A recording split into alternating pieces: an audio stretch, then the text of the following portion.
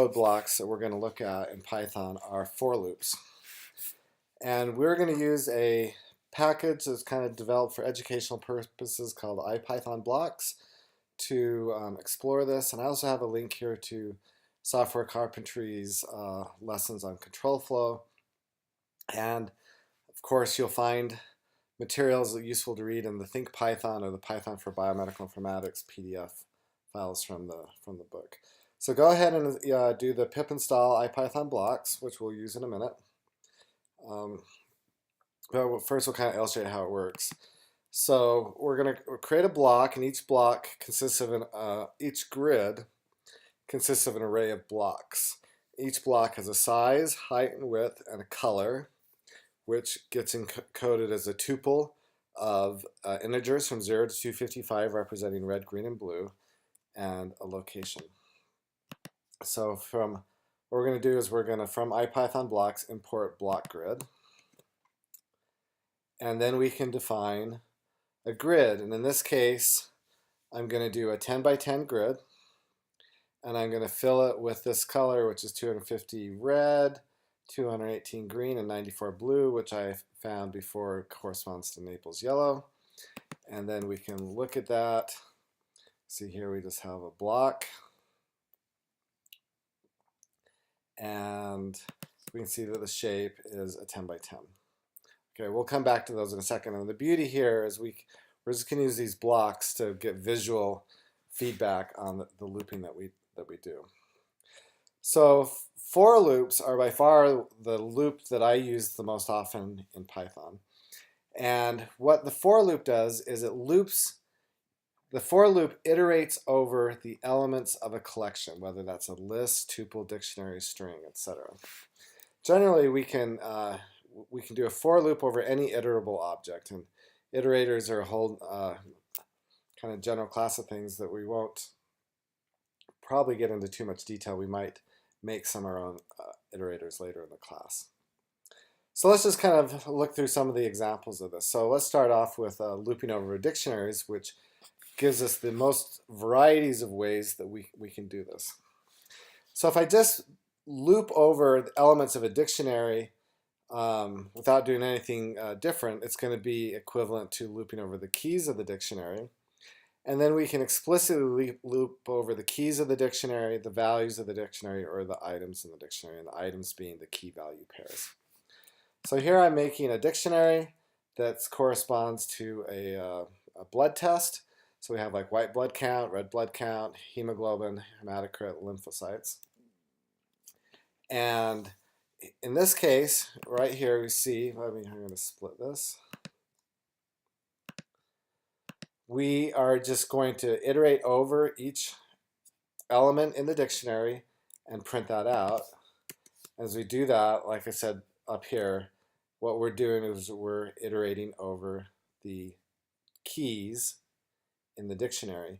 And you can also see that the order is not the order that we defined it, because we're using a dictionary, and by default dictionaries are not ordered. Okay, well I can explicitly iterate over the values by calling the values method of the dictionary, and that will return a list of the values in the dictionary. We can print those, and here you see we're getting the test values. Or we can use the items method that will return the key value pairs, and they're getting assigned to a single variable, which will be a 2 tuple of the key value, and we can print those. You can see here we're printing off these 2 tuples of the key and the value for each element, each item in the dictionary. And here we are, that's the same thing, so I want to make this keys. So iterating over, let's just fix that, the keys of the dictionary. Oh, I got a problem here. Oh, so oh, okay. Didn't look what I was doing. So here I'm explicitly unpacking the items into the key value pairs. And just for completeness, let's do a loop. Oops. Loop over the keys of the dictionary. And here would be for key in CBC keys, print key. All right. Okay, and of course, so dictionaries are the most complicated of the structures. So when we get down to set, strings, tuples, and lists, it's much simpler because it's all the same kind of thing. There's an item, and we iterate over that item. So here, we define the set, and just so you see, we got these replicated threes, but because a set is unique, we only get one value of the 3. Okay, if we're iterating here, I've defined a string, and as we iterate over this, each for B in sequence, in this case B is going to correspond to each individual element in the dictionary in sequence, and as we print those out, you see we get T, G, C, T, A, and so on. Let's go over here. And lists, again, very straightforward. We have a list of instruments. We're going to loop, we'll sequentially go through this. So first instrument will have the value violin. We'll print it. It'll go to the next element in the list, viola. Instrument will then have the value of viola. We print that, and so on. So we get violin, viola, trumpet, cello, and flute. Okay, so let's go back to those blocks to illustrate this. And so what I got here is a little code cell where we can play around with asking questions with our if statement about where we are in the grid. So in this case, we're going to iterate over each block in the grid. Each block has a row attribute and a column attribute, which is going to be 0, 1, 2, 3, 4, on and so on to the size of the grid. And what we're going to do is we're going to ask if that position is divisible by 2 with the modulus function. And if both the row and the column are divisible by 2, then we're going to change the color. And we're going to show the grid. So here you see we get our checkerboard pattern. And excuse me, we're basically asking if block.row, let's see if we could do this a different way. Let's do so that equal, we get the same value there. If we do or, now we've colored everything in, and we need to come back up here and let's see, let's copy this code so we can have it down here where we're working with things.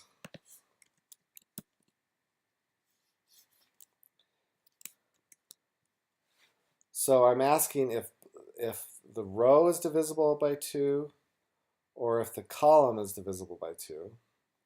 Then I'm coloring it in, and we are getting a little different values than what we got before.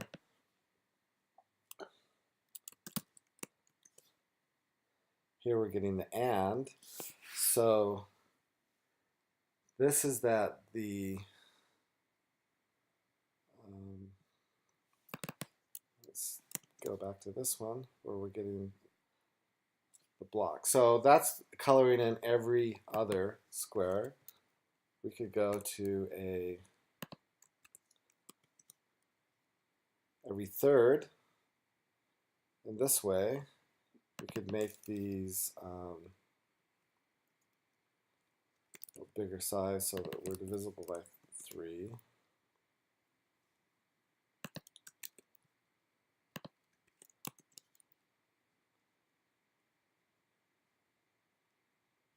So this is, I would just encourage you to play around with these a little bit and just kind of see what happens when you change the conditions for coloring something differently. So for instance, we could change this to where we're only asking about rows. So we ask no questions about the columns. And then you see we just end up filling in these rows as we iterate across. So we're iterating across these rows and these columns, but we're asking no questions about the columns. And so that doesn't get changed. Of course, we could change that to be a column instead of a row.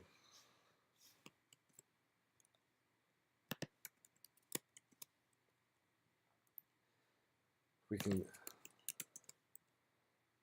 here we're asking if the row is divisible by 2, and if that's equal to what the column's divisible by 3.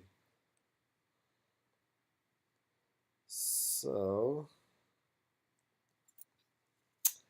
things to play with. Okay, so some of the tools that we'll use a lot with for loops are like the range function. And we've actually used this. Range creates an iterator of numbers, and I've got a link here to the Python documentation where I can specify a beginning, an ending, and an increment, and then I can iterate over that. The range function returns an iterator, not a list, and so that allows us to save. We can iterate over a large quantity without actually allocating a large list, which could become problematic from a memory point of view.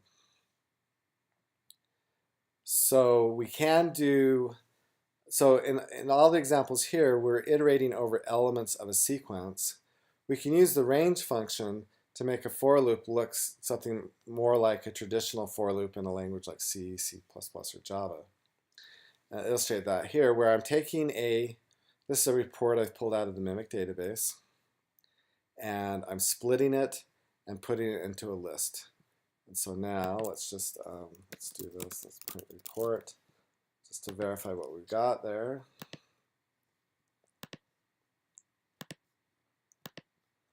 That we got this list of words corresponding to a report.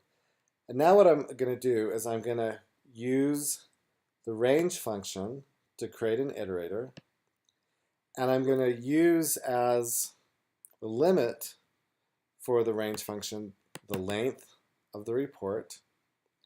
And I had this in here to make it more readable, but I'm going to print I, which will tell us what word it is, and then report I will give us the value of that word.